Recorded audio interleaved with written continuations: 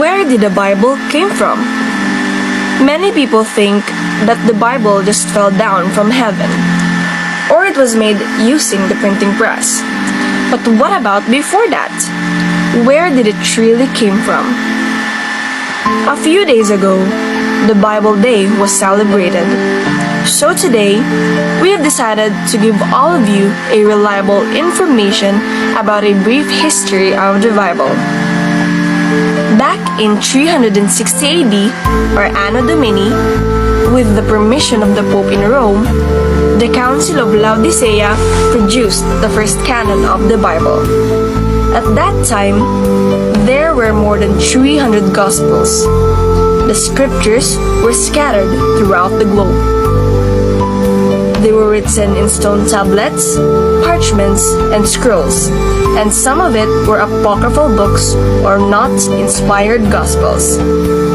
Because of that, Pope Damasus I, the 37th Pope of the Catholic Church, appointed Saint Jerome to collect and translate the scriptures.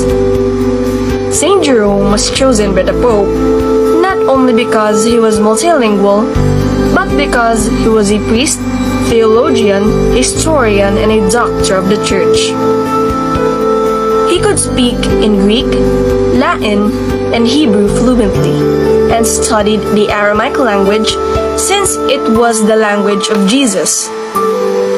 For 30 long years, he lived in a cave in Jerusalem to translate the scriptures from Hebrew, Greek, and Aramaic into Latin, because it was the universal language at that time, and it was also the official language of the Church.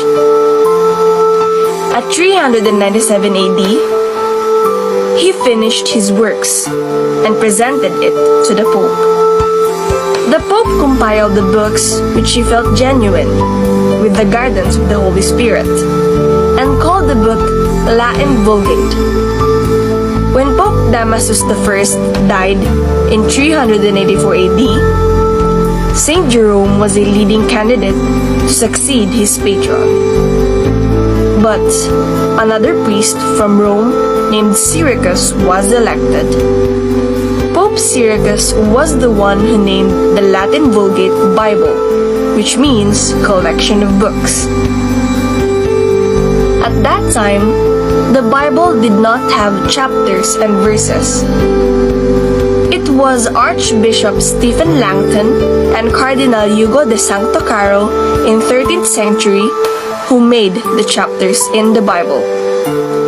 And it was a priest named Dominic Sanctus Pagninus who put the verses on the chapters in the year 1528. In 1543 AD, the printing press was invented. Several copies of the Bible were produced and were made available.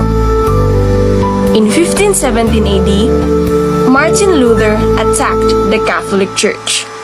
But first, he vandalized the Bible.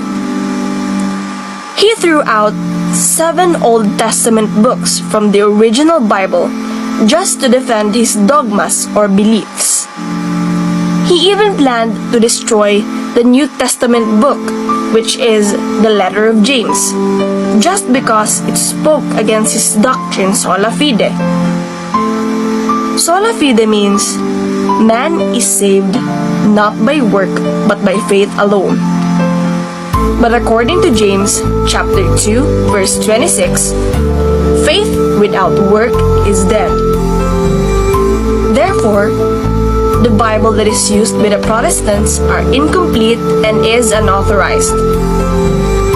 The Protestants' Bible is only composed of 66 books compared to the original Bible, which is composed of 73 books.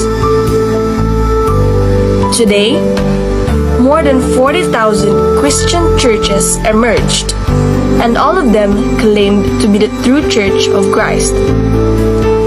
Each of them started to change interpretations and even the words in the Bible according to their desire. They all claimed the guidance of the Holy Spirit. But the Holy Spirit can never bring such confusion and dispute. as it is the spirits of the truth. Therefore, the Bible alone is not the basis of our faith. Jesus himself never mentioned anything about the Bible. He never commanded us to believe in a book. He never gave us a book. He gave us a church, and that church created the Bible. So we hope that all of us would seek the church that he founded,